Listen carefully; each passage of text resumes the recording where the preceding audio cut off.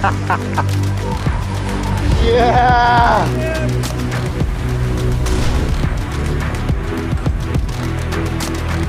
How are you? He's like the face of X Games, Winter Games, you know, snowboarding, surfing, skateboarding.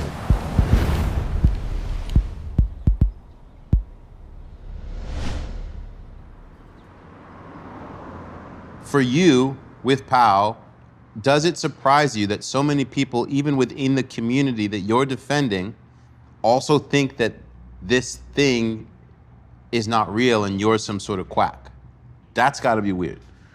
Well, one thing that's helped me is like understanding what has created these like really angry climate deniers. It's a concerted effort that's been going on since the 80s to create climate deniers. It's that combined with climate has made the political stage of, say, of the level of guns. Once you get to that like level of politics, then there's a ton of money that is spent to try to divide us. There's a ton of media that is focused on trying to deny us. This whole social experiment of the internet and computers in our pockets, and the understanding that people are more likely to keep clicking the more angry they get. Then I have a level of like, I understand what has created these people that think I'm a horrible human for standing up for,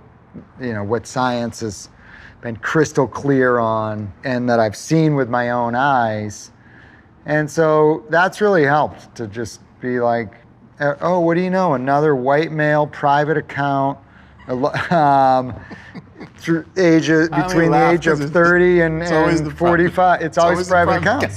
And that's their idea of a good time, is to just get online. And then I actually almost feel bad for them because it makes them feel good yelling at me, then great. But you've also gone out and had conversations, real deep conversations, with the people who don't think like you. Yes. What has been the net result of those experiences? I would say these are people that are passionate about the outdoors, that are in these conservative bubbles, that, you know, their team is red and they're consuming different media than I am. But I think the key on that whole deal is that we do have this common love for the outdoors. And on that journey, for example, I went, spent 2 days in the mountains with this hard rock miner, a guy named Danny, a splitboarder, who is a great guy. And we agree on so many things. But at the end of the day, the most important thing to me is like, we need climate leaders, because we need climate policy. And there is no way in hell he's gonna, you know, vote to that side of the aisle. And that is heartbreaking, and and then you understand the complexities of the issue, because level-headed guy, but I don't have the words that's gonna change that vote.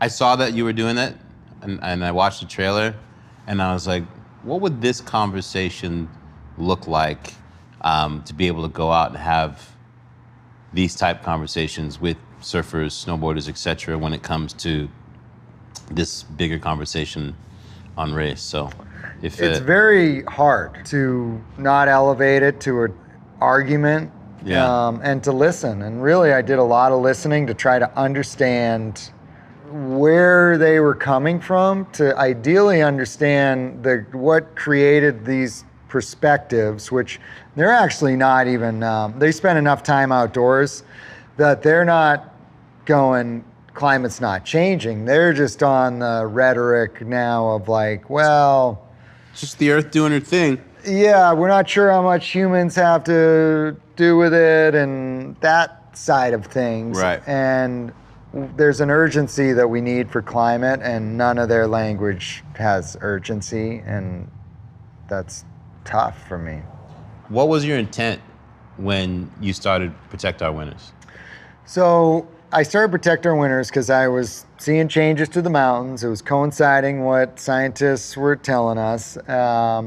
At that point, I had a lot of signature product, and I just wanted to send a check to a climate group. And I actually talked to a friend that had some ties to Surf Rider Foundation, and I'm like, where do I send my check? And he goes back. I want to feel good. Yeah, I just want to give some money so I can play harder without having a weird conscience, and hopefully someone's gonna fix this thing. Right. So he calls back a week later, and he's like, there's some groups out there, but your industry is doing nothing for this pretty serious issue for your industry of winter sports, and you should start something. And I'm like, no, what are you talking about? And and so I blew it off for 1, maybe even 2 years. I just kept being like, no, but he was right. And so I went into it. It took a while to get it off the ground, but I knew, I'm like, I'm gonna just get this thing off the ground. And I looked at it like an infant. Like, I'm gonna put it out there, and either a bunch of people are gonna come around and be like, oh, we can teach you how to walk, and It'll be a village. Yes. The kid will be fine in the village. And just started cold calling climate scientists and learning to like not be afraid to ask. And sure enough, people came and gathered around, and this thing has grown, and I'm a spoke in the wheel, which is why it is what it is today. Did you think that you'd be so front-facing of it that it would go beyond snowboarding the way it has?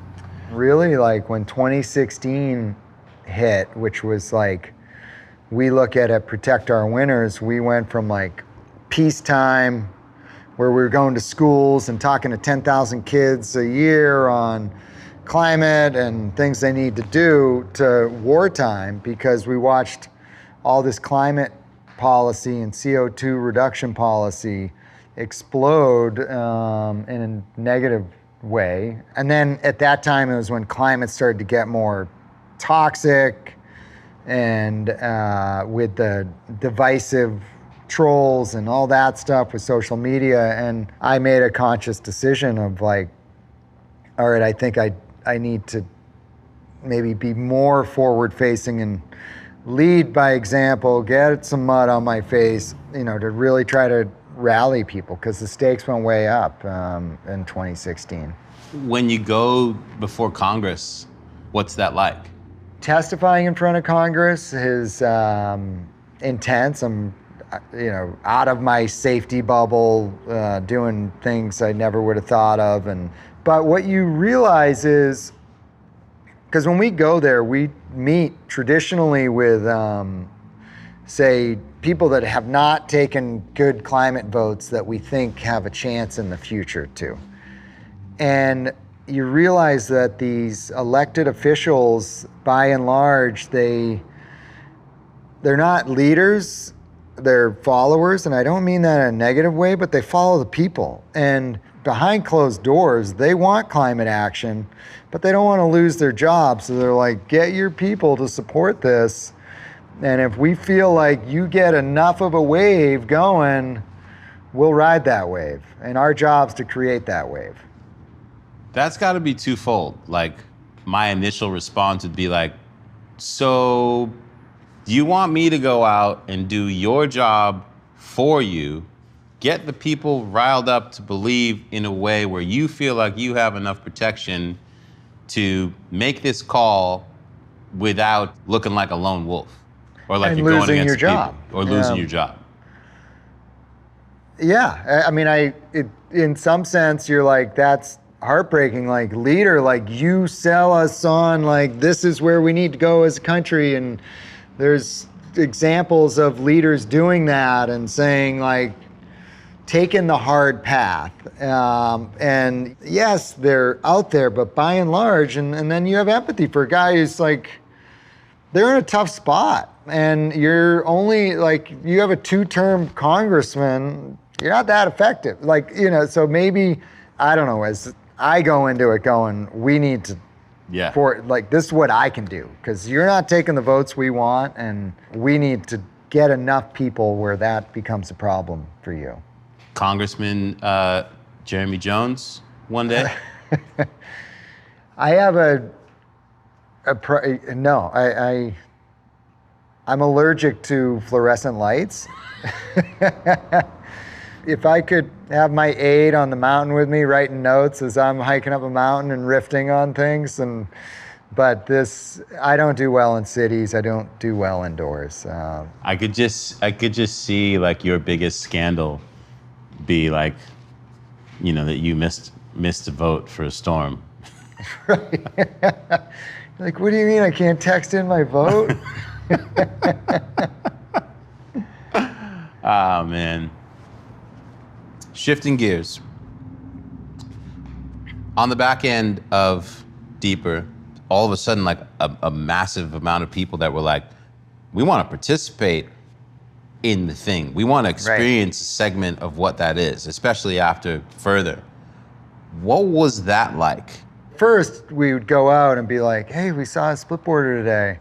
That's cool. Oh, wow, we saw 2 split borders or what have you. And then the backcountry in general exploded. And I mean, I know it's like crowded surf spots. Like as you learn how to navigate crowds. And I look at that as like, there's some downside to crowded spaces and we need to deal with that. And we should be like, and it's not going to stop. We know like we're going to see, I think, significantly more growth over, I don't know if it's the next 5 years, 2 years, what have you, but understand growth is coming. And then how do we manage that growth? I feel like in my gut that there's going to be a crazy growth this season as a result of COVID.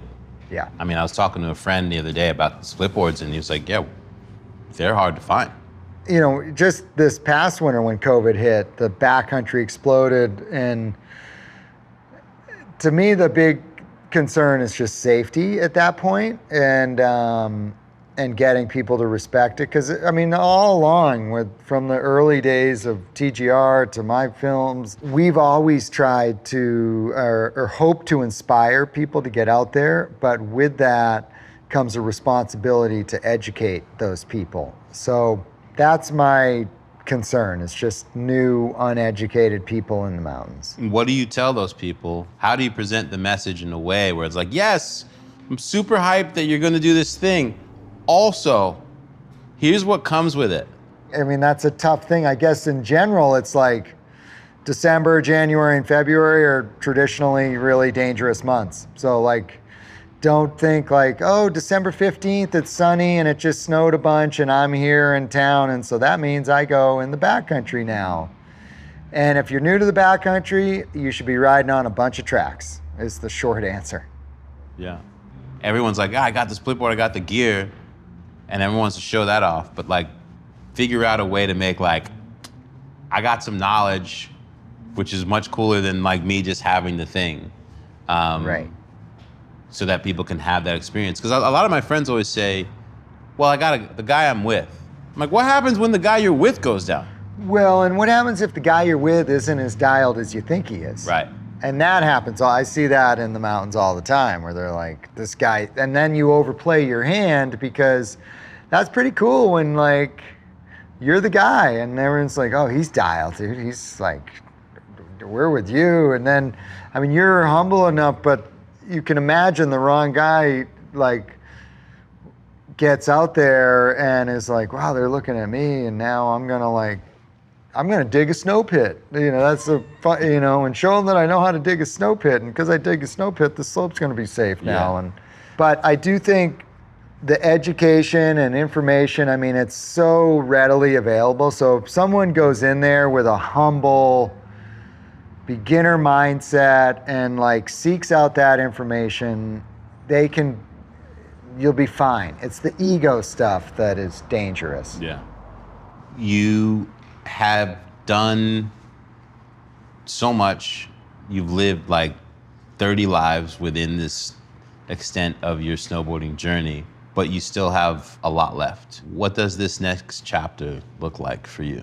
I mean, I've always been open to the idea of like, if I start checking the surf report more than the snow report, so be it. But I'd say what I'm most excited about is with all my sports that I'm into, surfing, snowboarding, biking, climbing, I'm as hooked on them as I've ever been. And specifically like the snowboarding, like I'm snowboarding now at a level that I wasn't doing since my early 20s, in the set, not at a level, at the amount. And in some areas, I could kick the 25-year-old version's ass of myself, and in other areas I can't. But the longer I'm doing these sports, what's so exciting is the more I'm getting out of them.